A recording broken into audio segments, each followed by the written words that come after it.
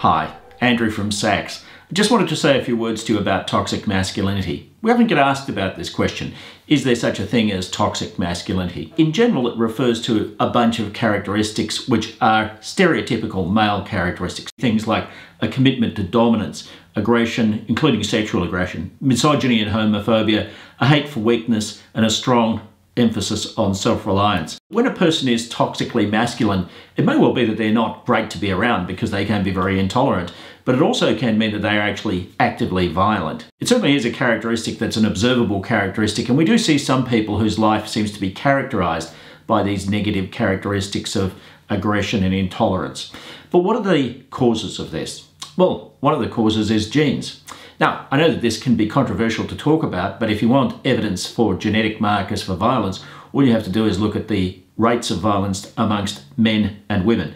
Men undertake far more violence than women do. And why? Because there is a whole bunch of genetic reasons for doing that. But something that's got a lot of press in recent times is a thing called monoamine oxidase A, otherwise known as the warrior gene. And so when it was first discovered, people believed that they had found a kind of a holy grail as to why people act violently. And then the tide of research kind of went against it, and it took on a somewhat more nuanced kind of a character as to not being an absolute marker of violence. But it is fair to say that people who have monoamine oxidase A are much more heavily represented in things like incarcerations for violent crime. About 30% of the male population has monoamine oxidase A as a variant in their genetic makeup, so not everybody who has this characteristic becomes violent.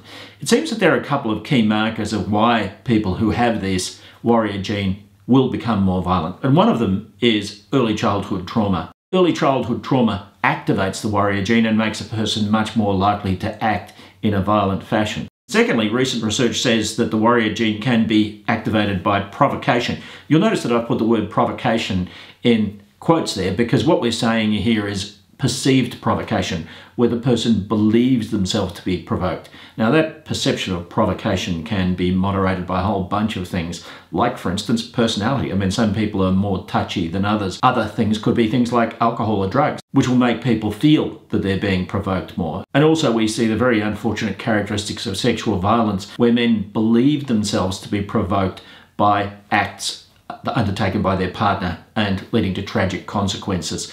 So provocation, like beauty, is in the eye of the beholder, but when people believe themselves to be provoked, if they have the warrior gene, they're more likely to act violently. And then there's cognitive ability. So this study here between Dilgent and Ones was a big study across the world of the relationship between cognitive ability, IQ, aptitudes, how smart you are, and negative behaviours at work. And they found a strong relationship. The lower the cognitive ability, the more likely it was that people would undertake bullying, theft, harassment, that kind of thing. The second study relates to the work of Bree Diamond in the prison system in the United States of America. She accessed the psychological assessment records of people who had been admitted to jail in the United States of America. Interesting, isn't it? Psych testing people on the way into jail. It certainly doesn't happen all over the world and not even all over the United States of America. So because of the random allocation of prisoners to different cell blocks, when a certain cell block ended up with average lower rates of cognitive ability versus higher rates of cognitive ability, you had much higher levels of violence in the cell blocks that had low rates of cognitive ability. So that was a kind of a really practical demonstration of the fact that low cognitive ability tends to cause higher rates of violence. So a picture starts to emerge. Imagine a person that has low cognitive ability, the warrior gene, and feels themselves to be provoked in some way, especially if they had family violence growing up or trauma, particularly violent trauma of some sort. And then there's a thing called personality, and personality has been known for many years to be a marker of negative behaviours like violence. Kibim Lee and Mike Ashton in 2006-2007 discovered a thing called the honesty-humility scale. This is what's known as the six-factor or hexaco model of personality. The honesty-humility scale is a relatively recent discovery in the world of personality and is attributable to Kibim Lee and Mike Ashton. People who had low scores in this tended, for instance, to go to jail more often. They tended to bully people more often. They tended to undertake negative behaviours at work like theft.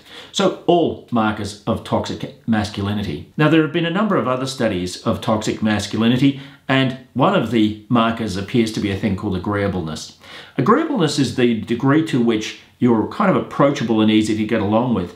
But in the hexagon model of personality, low agreeableness means high anger. And certainly trait anger, the tendency to be an angry person, is an indicator of negative behaviours like intolerance, aggression, violence, those kinds of things. Beyond personality, there is a person's values. I think it's worthwhile at this stage to differentiate between nature and nurture. Nature, things like the warrior gene, things like cognitive ability, which twin studies show is probably 70 to 80% genetically determined or so.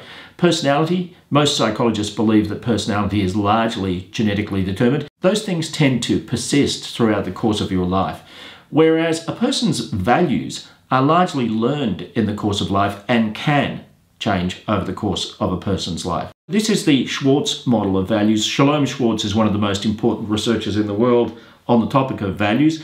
And you'll see that certain of these values are associated with self-enhancement, which is kind of getting along in life, conservation, which is about hanging on to what I've already got, openness to change, which is all about my tendency to welcome new things and welcome new ideas, and self-transcendent is all about trying to make the world a better place. So values like benevolence, which is all about helping people and being able to be relied on by people, and universalism, which is all about having a social justice orientation and a commitment to fairness and a commitment to environmental sustainability. Schwartz's research has shown that when people have these characteristics, they tend to be more orientated to trying to make the world a better place. They're less likely to undertake negative behaviours.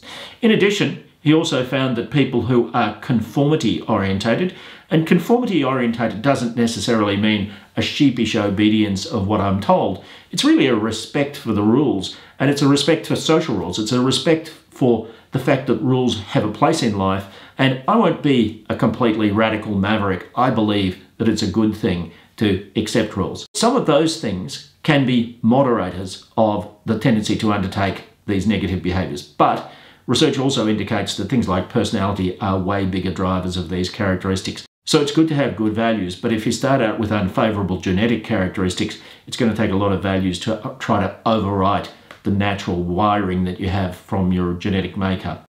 Schwartz also discovered that when people are high on the value of power, power is a characteristic of wanting to dominate people or resources. People who are like that are more likely to undertake negative behaviours. Now, where does this leave things like education programs? Well, they work. There is no question about that. But what we're saying is that from a recruitment point of view, if you don't want toxic masculinity in your workplace, it's a really good idea to check for characteristics like cognitive ability, personality, and values, because if you get a person who has the right characteristics, they're way less likely to fall into the errors of toxic masculinity. Thanks for listening. If you're interested in more of our videos, click on the links close to this video.